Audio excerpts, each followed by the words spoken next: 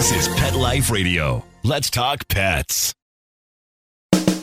Welcome to Animal Rights on Pet Life Radio. This is your host, Tim Link, and I'm so glad you're joining us today. Super duper excited. Got one of my favorites on. It's been a minute or two. We were talking offline. It's like, oh my God, time flies. So yes, what our mom and dad used to say is true. But we're so glad to have her back. We got Cate Conte coming back on the show. And we're going to talk to Cate about her latest book, Claws Out. Of course, it's part of the Cat Café Mystery Series. So we want to see what the ins and outs are without giving it all away, see who maybe some existing characters we know, some new characters on board, and then, of course, we won't let Cate off the hook without telling her how she masters her craft of writing. So it's going to be a great show, a lot of fun. So everybody hang tight. We'll come back right after this commercial break. You're listening to Animal Rights on Pet Life Radio. You know the expression, cats have 9 lives. Well, what if you can give them one more? The Give Them 10 movement is on a mission to help give cats an extra life. How? With spay and neuter. Spaying or neutering your cat helps them live a longer, healthier life. And it helps control free-roaming cat populations too.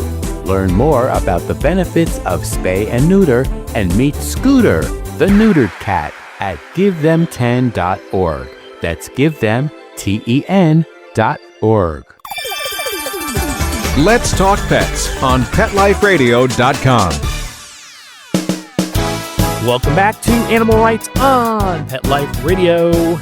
Joining me now is award-winning author and the release of the new book, Claws Out. Of course, we're talking to Cate Conte. Cate, welcome back to the show. Hi, Tim. Thanks for having me. We're super duper excited to have you back on, and super excited for the latest book, Claws Out, part of the Cat Café Mystery Series. So tell us a little bit about this particular book and, give us the highlights. Yeah, this book was a fun one to write. So I decided that the gang had to get off the island because, in true Cabot Cove fashion, there were a lot of dead people in a very small amount of square footage. So Maddie ended up getting gifted a food truck that they turned into a mobile cat cafe / food cafe. And so they take this truck off the island and they go to the Provincetown Cat Literary Festival, where, of course, murder and mayhem ensue. And a famous author is murdered and all kinds of problems arise. I love that. And whether we're on the island or off the island, if you're a famous person, don't go. Yep, 100%. Oh, my goodness. So tell us a little bit about how this book maybe is a little bit different or how it tie into the rest of the Cat Café Mystery Series. How do we go about doing that? Yeah, so it's a little different, but, it's still the same people. We've just got a limited amount of the normal crew. Maddie's entire family ended up coming for the trip. And of course, Lucas, her boyfriend, and some of the shelter people. So Adele and Harry, who end up being big parts of the mystery. So, you're still going to see a lot of the same characters. They're just not going to be in their usual place. And they're meeting a whole bunch of new friends that, are going to become part of the story as well this time. Good. And maybe even become part of the casualties, possibly?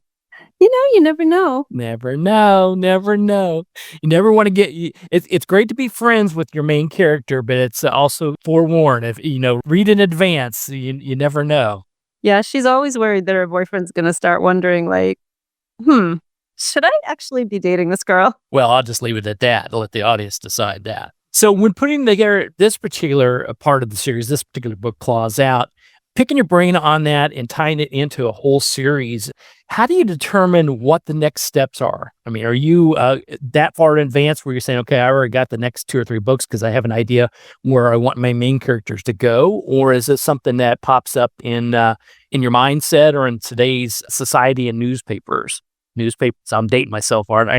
Little. I'm a newspaper girl too. No, it's interesting. So this book was the last one on the contract that I had currently. I did get a contract for 2 more, so more books are coming, so don't worry. But this was the last one. So it was a 3-book contract, which has been routinely what my contracts have been. So I have been planning out the books in kind of that 3-book arc, right? It's related to the characters and their arcs and what they're doing. And so For this one, I honestly didn't think that they weren't going to renew the contract. So I didn't write this book as if it was going to be, a potential end of a series. So that's something that we have to think about as we're getting to the end of a contract. So do we write two endings? One if the series keeps going and one if it doesn't? Do we leave it ambiguous enough that, we can maybe go in and make a few edits if it doesn't and we have to close the loop on things? I actually honestly didn't give that a thought when I was writing this one. I wanted them to go on a new adventure. I still had a lot of ideas for what Maddie and her crew could get up to. So, I was hopeful and it looks like the publisher also felt that way. So there's more books coming. So I didn't have to worry about wrapping it up so much. I did wrap up one storyline that was related to a secondary character. One of Maddie's family members had a storyline that was running through the last couple of books. So that gets wrapped up in this one. That's fascinating. I picking your brain on that because I have talked to obviously numerous authors, and a lot of times when there is, say, a series, a 3-book deal is usually the normal way of going. But I never, after all these years I've been doing this show, I started when I was very young, of course. But all the years I've been doing this show, I never even thought about that. And the fact that, hey, as a writer, do I just assume that contract ends and maybe they'll buy a new series of mine or something? Or like you said, do I write two endings that could go either way? So if they do re-up me for another 1, 2, 3 more, I've got it in the can ready to go. So I think it's very fascinating to know that. Yeah, it's, you got to think about these things, right? Because I don't think a lot of readers understand that we don't have the say, unless we're independently published, we don't have the say over whether a series is going to continue or not. And I've seen in, multiple social media threads, readers expressing real dismay that, their series ended, their favorite series ended, and they didn't feel like they got resolution and almost, seeming like they were angry at the author for doing that. And we have to kind of go in there and say, hey, if it was up to us, we'd keep going forever. But it's not always up to us, and we don't always have the notice, right, to, plan for that. Yeah. And there's so many things as an author that you go through because, it is in the publisher/editor's hands on what they want to do. They don't often let you know well in advance, so you can prep for that to happen. And also, how do you handle that situation? Because, you don't want to go killing off the main character. And we know we never kill off animals. Animals and kids, that's a no-no in all circles and all rounds. But the main character, or even a secondary character, you don't want to just arbitrarily say, okay, I need to wrap them up. Unless this is a science fiction or horror book that we're dealing with where they always come back to life. But in this case, that's not true for this type of mystery. Right. So, yeah, with the cozy, people want to know, at the end of the day, people, I think, read cozies because at the end of every book, they want to know that even if they're reading about this, murder and this crime and this terrible thing that happened, that they're going to get justice and they're going to get a nice, happy ending tied up in a bow. And, it's 10x for the series. They want to know if their series is ending, that all these people are okay, justice and order has been restored to town, and everyone's good, and they're, riding off into the sunset. I love that. And I love that terminology. Explain that to the audience a little bit more. I'm not saying they're naive to it, but a cozy, I don't hear that very often, especially when we're talking about series of books, mystery series of books, but your books are, really cozies. Explain that a little bit to us. Yeah, that's what they call them. So cozy, it's a subgenre of the mystery genre. And they're really just books that there's no less of a crime involved. There's no less of a puzzle or a murder involved. They're just, you're not going to find a lot of gore on the page in a cozy. Usually, most 99.5% of the time, I don't think I've ever seen a cozy that didn't have an amateur sleuth solving the mystery. They take place in small communities. So whether that be an actual small town or a small community within a larger town. And, again, the whole premise is that justice is going to be restored. So you're not going to get one of these really sad endings or these really ambiguous endings related to the crime itself, because that's just the deal that cozy writers and readers have together. Nice. So putting together this particular book as part of the series, did you purposely go in to write, okay, here's the consistency, here's how I sort of written the previous two, here's how I've written the characters. Did you follow that sort of script moving forward, or was it something that was there a new twist or a new thought you had? Because obviously you've been writing these for a little while now, and you started very, very young, of course, too. Just like me. How did you go about doing that? Is there some difference in this particular one, or can everybody expect the same flow with similar characters and things? Yeah, I mean, again, it's a little different because they're not in their typical space, but the soul of the books and the series, it has not changed at all, right? So Maddie and Grandpa are still doing the investigating. There's still a lot of family involvement. There's still, a lot of things happening that you would expect to see on Daybreak Island itself.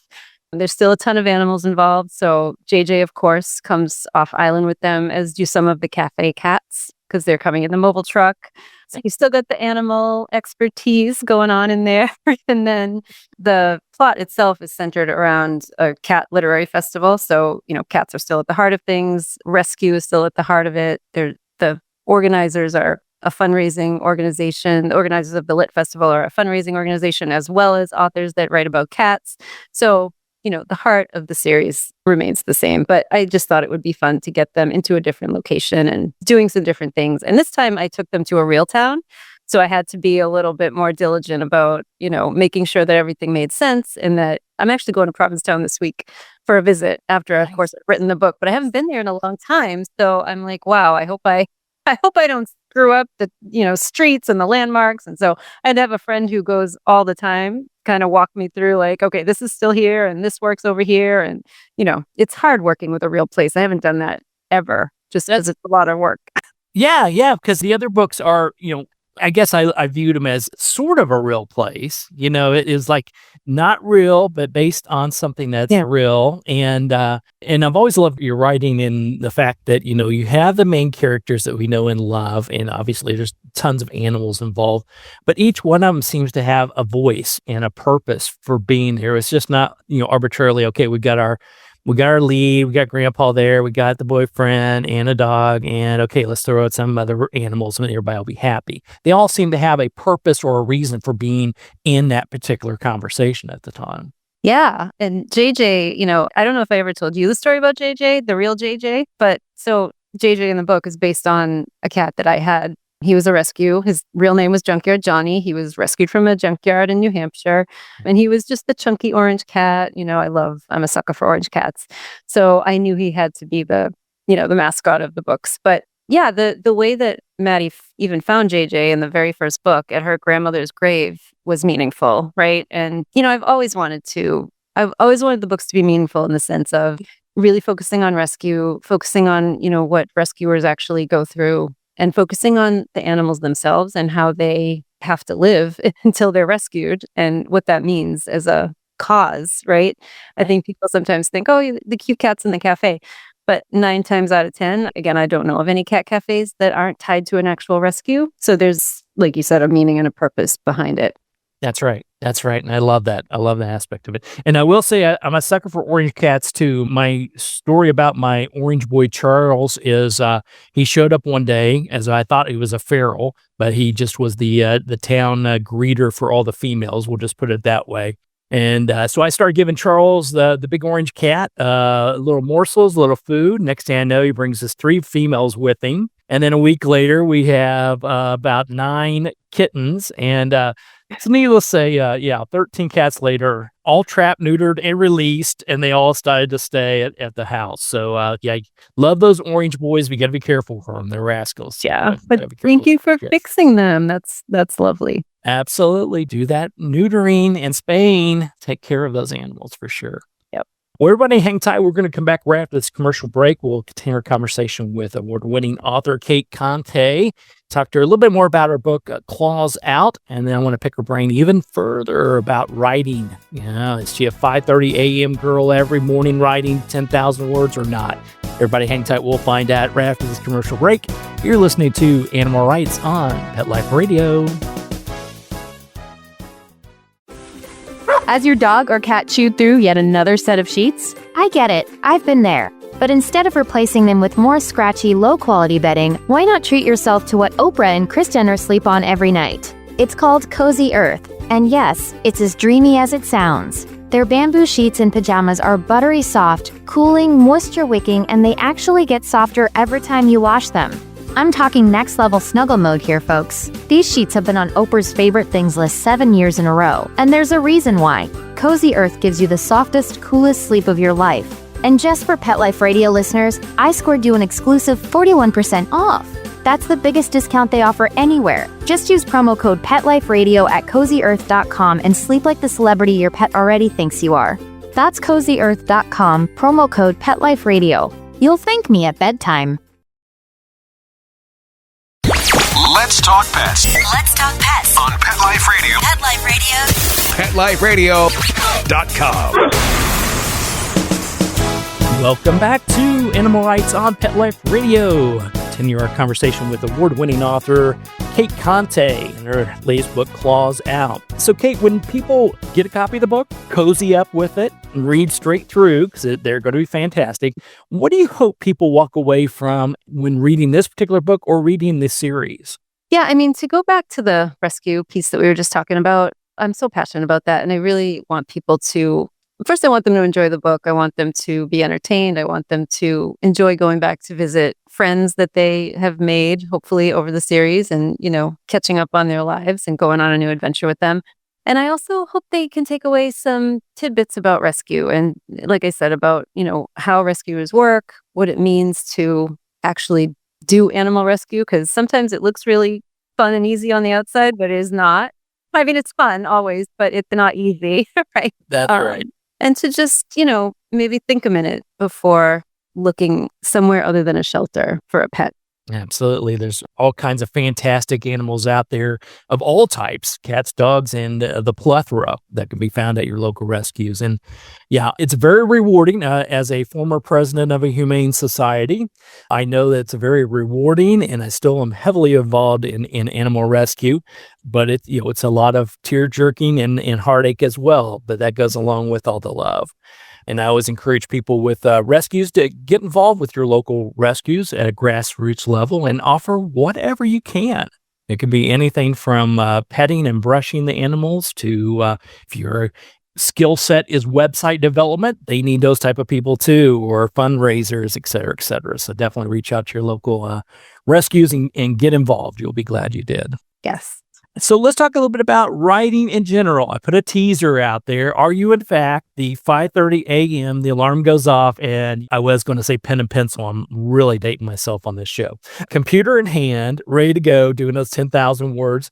Or is it more of, hopefully you're not like me and wait till a few weeks before deadline and then say, oh no, I got to go, get it going? I've had my deadline challenges, believe me. I think every writer has. But, I usually don't wait till 3 weeks before the book is due to start writing the book. That would be props. Very smart, smarter than I am. But I'm not a 5:30 in the morning girl. I do get up pretty early. I have a morning routine that I do. But part of that routine is I leave my laptop on the floor next to my bed. I know we're not supposed to have laptops in the bedroom and all that, but for me, it's easier to just reach down and pick the laptop up and start writing instead of having to walk into my office, get the computer. I mean, then you could just easily say, I'll do it later, right? So I have to trick myself into, being able to do things very easily. So I do try to write in the morning. I have at least an hour blocked off before I take the dogs for a walk. I wish I could do 10,000 words in an hour. That would be amazing. And I would probably have the book done in like a month. But unfortunately, no. But I do try to shoot for like 1,000 words a day. And, it's different for every writer. Some people don't do word count. It depends on where I am in the book, really. So when I'm drafting, I try to shoot for 1,000 words a day just to kind of keep myself in the story. Nice. I like that. Yeah, and it is different for every author. I don't know if I've ever heard the one you put the laptop or the pad where you'll trip on it in the morning. So you get the history of it. That's a first. So you're unique as usual on that. But there's no set reasoning or way of going about doing that. And that's why I always like picking the brains of the professionals out there, because there's no right or wrong as long as you get it, in there and get it published. That's the key behind it. Exactly. I say that to a lot of writers that I work with, like, don't worry, but I'll tell you how I do it, but don't worry about doing it like I do it if that doesn't work for you, right? You hear 1,000 different examples if you talk to 1,000 different writers. Exactly. Yeah. Everything from, there are some authors that I talk to and work with that, they storyboard everything out before they even start, which is great if you can do that. And others are, per, X number of words, they're going to stick to it. Some will say they never watch what they're typing, worry about the editing later, which I find extremely difficult to do. And so there's no real right or wrong reason to it. Just got to do it. That's the key thing behind it. Yep. Consistency and just showing up, even if, and also taking the time to think and to brainstorm about your work, right? A lot of people, and I do this myself, so I'll speak for myself. I get hung up on oh my God, I didn't write X amount of words today. No, but I spent, 45 minutes thinking through my plot and planning out some scenes that I was missing or whatever it is, right? To help me tomorrow when I pick up the computer to go faster and be able to get more done.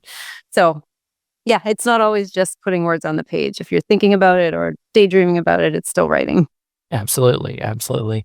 And there's always the research that goes behind it too. Like you just mentioned, you're going to a real place, which you have to sort of still keep it sort of a fictitious place, but a real town. So you have to get all the, the information correct too. So it's not as easy as just, Wikipedia, how a town is. You got to put a little bit more effort into it there. For sure. So as a writer, whether it's a first-time writer that's out there or even a seasoned pro that maybe is taking on a different type of genre or whatever it may be, any sage advice outside of do what works for you? I mean, I think if you're tackling a different genre or if you're a new writer, you have to come to it with the beginner's mindset, right? It's not going to be, and I'm saying this perfection thing because this has been my issue for so long. You can't come to it with a perfectionist mindset. You have to come to it with a beginner's mindset. You have to know that the first draft that you put down is going to be probably crap, but then you have something to work with. So you can get hung up on, oh my God, my first chapter isn't perfect and never write any farther than that. Or you can brain dump a bunch of crap and then go back and use it as a canvas and make it sound great. So, I'm working on a different type of book right now that's different for me. I haven't written a book like this in a long time. And so I have to remind myself, it's not going to be great right out of the gate. You're going to have to do a few drafts of this thing before it takes any kind of shape at all. So just get the story down and stop worrying about it. I love it. And I love how you phrase it. So brain dump crap, is that the professional terminology? That's my professional terminology. Yeah. There you go. But you put it on a canvas, it makes it nice. It's like Picasso or something. So it works out well. That's fantastic. Well, Cate, where can people find out more about you, what's going on, where you'll be, where we can get the book, so on and so forth? Yeah. So CateConte.com, you can find me there and you'll find links on the website to my podcast, my Substack, all the books, all the things. Fantastic. So everybody go to CateConte.com. We'll make sure we get that posted. Pick up a copy of Claws Out. And while you're there, pick up the rest of the Cat Café Mystery Series. You're going to enjoy it. It's a nice, fun, interesting mystery series with all kinds of animals, and it's a nice cozy too. So it works out for everybody. So pick up a copy of the book. Yeah. So thanks for coming on the show, and I'll look forward to chatting with you some more down the road. Thank you for having me. Well, we're coming to the end of the show today. I want to thank everyone for listening to Animal Rights on Pet Life Radio. I want to thank the producers and sponsors for making this show possible. If you have any questions, comments, or ideas for the show, drop us a line at PetLifeRadio.com. We'll be glad to answer your questions, entertain your comments, and bring on the people you want to hear from most. And while you're there, check out all the other wonderful hosts and shows on PetLifeRadio.com. It's a cornucopia of barking fun. So until next time, write a great story about the animals in your life, and who knows, you may be the next guest on Animal Rights on Pet Life Radio. Have a great day. Let's Talk Pets, every week on demand, only on PetLifeRadio.com.